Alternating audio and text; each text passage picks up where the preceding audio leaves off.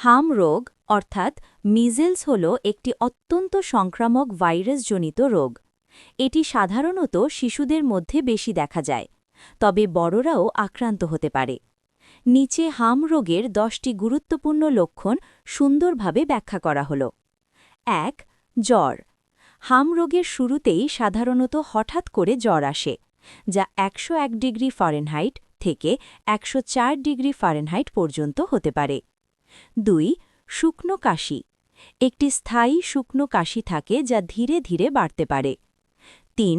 সর্দি বা নাক দিয়ে পানি পড়া। নাক দিয়ে পানি পড়া বা সর্দি হওয়া খুব সাধারণ লক্ষণ। ৪. চোখ লাল হওয়া। চোখ লাল হয়ে যায়, জ্বালা করে এবং পানি পড়তে পারে। ৫. আলোতে সমস্যা। রোগীর চোখ আলো সহ্য করতে পারে না, আলোতে তাকাতে কষ্ট হয়। ৬. Koplik spot. মুখের ভেতরে অর্থাৎ গালের ভেতরের দিকে ছোট সাদা দাগ দেখা যায়। এটি হাম রোগের একটি বিশেষ লক্ষণ। ৭. শরীরে ফুসকুড়ি।